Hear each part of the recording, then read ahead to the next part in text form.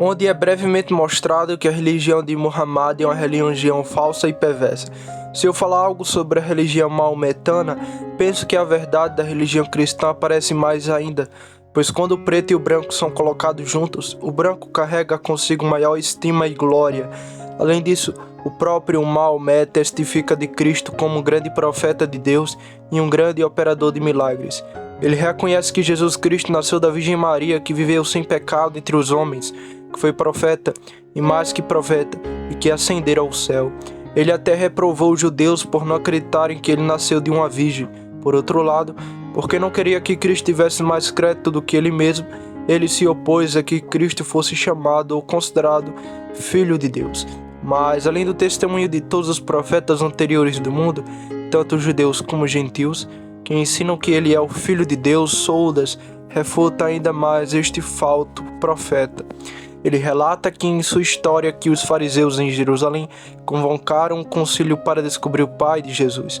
Ordenaram que certas mulheres investigassem sua mãe e as mulheres afirmaram que a encontraram como uma virgem. Depois foi registrado no famoso livro do registro do templo que Jesus, o Filho de Deus e de Maria, a Virgem. Isto prova não apenas que a mãe de Jesus era uma virgem, mas também que Jesus era o Filho de Deus e o que Maomé não permitiu. Na verdade, a religião de Maomé é uma religião remendada, misturada e em parte com o judaísmo, em parte com o gentilismo, em parte com o papismo e com o cristianismo. Foi inteligente e concedido para se estabelecer e atrair seguidores, que será discutido mais adiante. O início da ascensão de Maomé de sua seita foi o seguinte: muitas centenas de anos depois de Cristo, nomeadamente no ano de 597 depois de Cristo, durante o reinado do imperador Maurício o Grande, quando Gregório o Grande era bispo de Roma, nasceu Maomé. Ele pertencia à linhagem de Ismael, filho de Abraão, com Agar, a escrava. Seu pai era Abdala e sua mãe era Ema. Eles eram pais muito obscuros e humildes, vindo de Meca, uma cidade da Arábia. Seus pais faleceram, deixando um jovem órfão que acabou sendo levado cativo. Quando seus parentes souberam disso, um homem chamado Abdenoplatas, um israelita que o tinha em grande consideração por sua inteligência e sagacidade, pagou o seu resgate e fez dele um seu servo e fatou em todo o seu comércio. Não muito depois, seu mestre morreu sem herdeiro e Maomé se casou com sua amante, uma viúva de 50 anos chamada Eadigam. De acordo com Paulo Diáconos, ela também era parente dele. Assim, Maomé, cujo senhor e esposa eram de ambos de posição considerável, herdaram a sua riqueza e poder após a sua morte, e através desse meio ele cresceu para grande influência e reputação. Diácono diz ainda que durante 10 anos Maomé se envolveu secretamente em persuadir as pessoas através da feitiçaria e durante mais de 10 anos usou a força, espada e derramamento de sangue juntamente com bandidos e vagabundos para se juntarem a ele.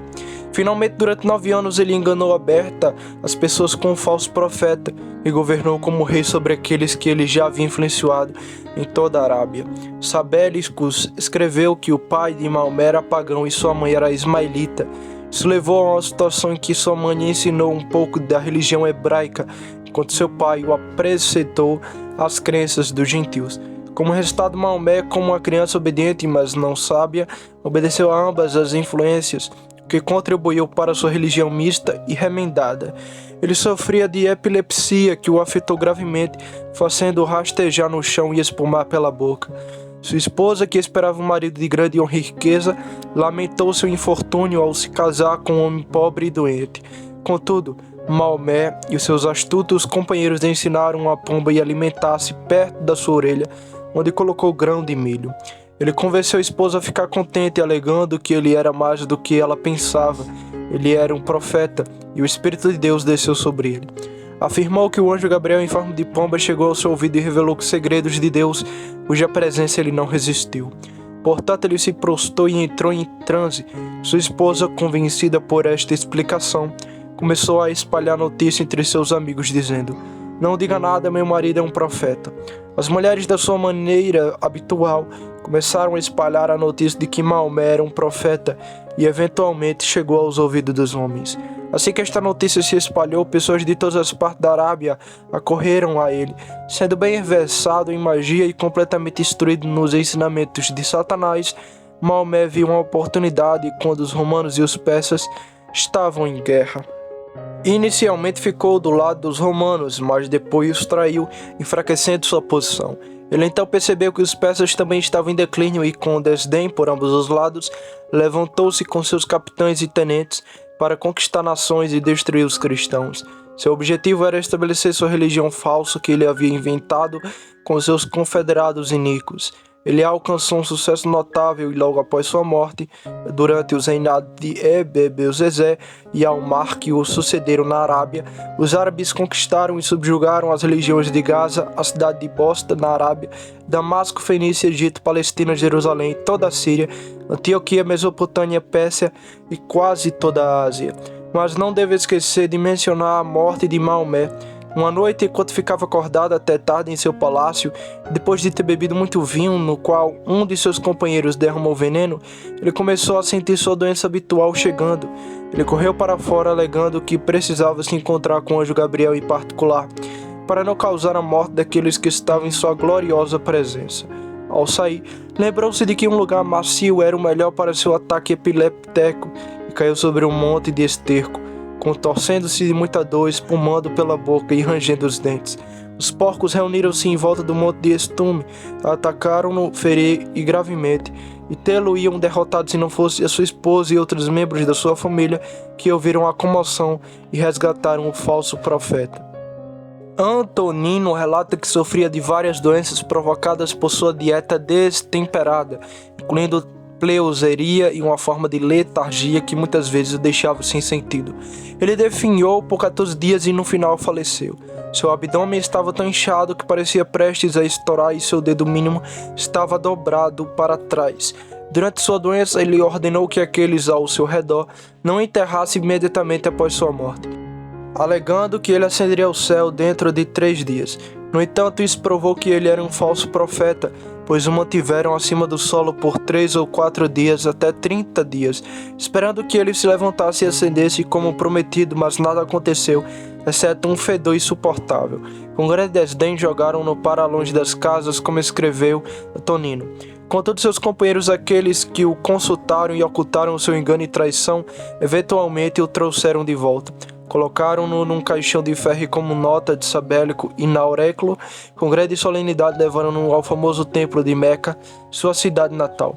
Colocaram poderosas pedras ímãs no telhado do templo, ergueram um caixão de ferro e as pedras ímãs puxaram pelo ferro, sustentaram-no, suspendido Maomé no alto. Aqueles que abraçaram a religião de Maomé são chamados de sarracenos, nome escolhido pelo próprio Maomé para promover a sua doutrina e profissão. Ele reivindicou esse nome para evitar o estigma de ser descendente de Ismael, filho de Agar, escravo. Para contornar esta censura, ele afirmou falsamente que era descendente de Sara, a mulher livre e esposa de Abraão. E ele e seus seguidores passaram a ser conhecidos como sarracenos. Sabélius também observa que os gregos, por despeito, costumam chamar de sarracenos de Agar, porque acreditam que não são descendentes de Sara, mas de Agar. Enquanto Maomé está vivo, ele se associou com cristãos, judeus e infiéis. Para tornar sua lei mais popular, ele tomou emprestados elementos de diversas seitas. Satanás forneceu-lhes 3 instrumentos para levar a cabo as suas intenções maliciosas. O primeiro foi o astrônomo e mágico judeu que lhe revelou as loucuras judaicas. O segundo foi um homem chamado João de Antioquia, e o terceiro foi um monge chamado Sérgio, ambos hereges abomináveis. Cada um deles desempenhou seu papel, e para apaziguar os cristãos, Maomé consentiu em ser batizado por Sérgio. Com esses hereges, ele aprendeu várias heresias, como a negar a Trindade, como os sabelianos, estabelecer dois começos, como os maquineus, negar o poder igual do Pai e do Filho, como Eunômio, chamar o Espírito Santo de criatura, como Macedônio, e permitir múltiplas esposas e licenciosidade, com os nicolaítas. O monge Sérgio também convenceu Maomé no seu Alcorão a elogiar a humildade dos monges e sacerdotes cristãos. Ele até apresentou aos sarracenos o capuz do monge, que ele continuam a usar até hoje, junto com muitas genuflexões e outras práticas que lembram os monges. Matias Amichou apresentou a que praticavam o barbear, que era sem dúvida uma doutrina uma doutrina monástica. Os sassarrenos também recomendam a bem-aventurança virgem confessada a Deus como governador de todas as coisas. Reconhece Jesus Cristo como apóstolo de Deus gerado pelo anjo Gabriel, a Virgem Maria, sem conhecer homem, consideram-no maior e mais digno que o homem. Eles aceitam os milagres realizados por Cristo, o Evangelho, e Moisés e o Antigo Testamento, embora cogitam certos erros nele contidos. Maomé autodenominava-se um profeta enviado por Deus para corrigir as imperfeições de todas as leis. Ele proibiu seus seguidores de usar gravuras e imagens em seus templos, proibiu o consumo de carne de porco e ordenou purificações, lavagens e práticas semelhantes às dos judeus. Enquanto os cristãos observam o domingo como sábado e os judeus observam o sábado, Maomé designou a sexta-feira para distinguir os seus seguidores, tanto dos hebreus como dos cristãos. Antonino escreveu que isso foi feito em homenagem a Vênus, a deusa árabe, para conquistar o povo do país. Assim, Maomé idealizou uma religião misturando elementos de diversas outras, visando atrair seguidores de todas as religiões para construir o seu reino. Maomé aproveitou a vantagem do seu tempo explorando a discórdia entre os príncipes e as divisões entre aqueles que se autodenominavam cristãos. O imperador Heráclio e o rei Orcroides da Pérsia eram inimigos ferrenhos, travando guerra um contra o outro. A nação cita permaneceu neutra no início, mas acabou se levantando contra ambos os lados, com Maomé como líder. A igreja foi perturbada com várias seitas e heresias, incluindo os nestorianos, os jacobitas, os monotelistas e muito mais. Além disso, houve disputa entre os bispos sobre o título de bispo universal. Deus ficou muito descontente com esta maldade e permitiu que as nações se levantassem como uma vara ou um flagelo para castigar o seu povo. Porque quando a cerca é quebrada, é fácil para os animais do campo entrarem e estragarem. A vaidade e falsidade dessa religião podem ser comprovadas da seguinte forma. Em primeiro lugar, a novidade dessa religião é uma razão para duvidar da sua autenticidade, uma vez que só surgiu recentemente e nenhuma profecia alguma vez endossou tal profeta ou a sua doutrina. Ele vem em seu próprio nome e não deve ser aceito como resultado. Em segundo lugar, ele não realizou nenhum milagre ao chegar, não proporcionando nenhuma razão para que alguém acreditasse nele. Ele falou aos sassarrenos e declarou: "Não fui enviado a vocês com milagres e sinais." Não houve demonstração de poder divino em suas ações. Em terceiro lugar, a afirmação de Maomé de que ascenderia ao céu 3 dias após sua morte era flagramente falsa, como demonstrado anteriormente. Em quarto lugar, a religião de Maomé é de natureza carnal, concentrando-se nos prazeres físicos e nas indulgências, e sugere que o homem e não o Espírito Divino de Deus é o autor dessa religião. De acordo com sua lei, os sassarrenos podem até ter 4 esposas, mesmo que sejam parentes próximos, e até 5 se casarem com elas virgens.